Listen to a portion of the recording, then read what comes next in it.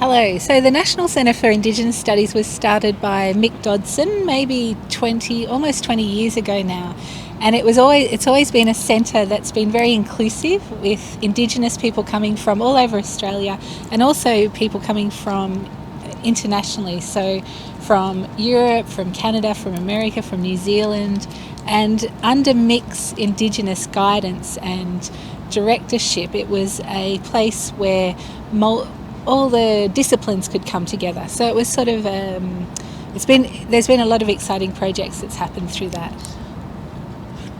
And can you tell us about your PhDs?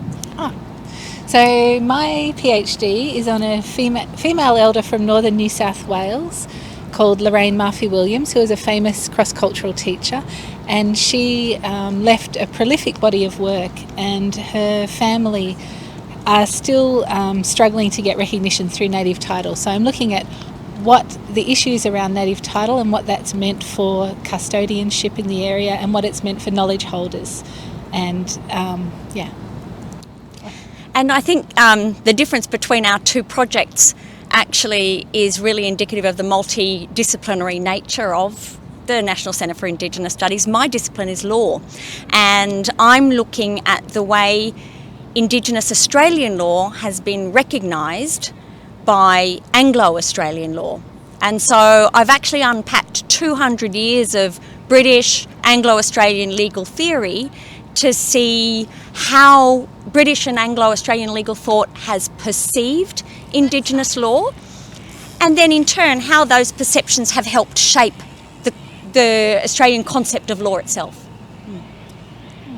A non-Indigenous researcher myself, I would say that my research has benefited enormously from being in the National Centre for Indigenous Studies. It's given a value and a depth to my research in terms of what I call an ethic of respect for Indigenous Australian knowledges and epistemologies. And I don't think I would have got that if I'd stayed within my own discipline in a law school at any university.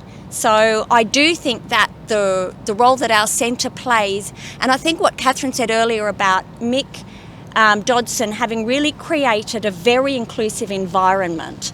One of the things that can hold reconciliation back is if non-Indigenous researchers feel threatened or fail to see how our knowledges have actually been shaped by these historical perceptions. And if we can feel safe to explore that, and if we've got a safe place to do it, then it makes a big difference to reconciliation. As an ANU's Indigenous Community Engagement Coordinator now, I know both your PhD works, yours in native title and highlighting those perceptions going on through time. Katherine, your work, pointing out injustices of native title rights and the custodians up in the Byron Bay area. This is going to be valuable for our communities both in the future and have been valuable partners here. So you've seen change here at ANU, and we're getting there slowly. A lot of work still to be done. And I guess this week coming up for Reconciliation Week, as you're saying, it's not just 1 week a year, it's every day, and we're changing that. Have we come a fair way now in your time here at ANU in terms of reconciliation? I came to the ANU about 30 years ago, and things have changed enormously in 30 years. And I think reconciliation is visible on campus now. It's not just visible in the physical campus itself, and it is visible on the campus, but it's visible in all of our work, it's visible in our interactions, and it's visible in a lot of the centralising of Indigenous knowledges that we see now in academia that just wasn't here a generation or so ago.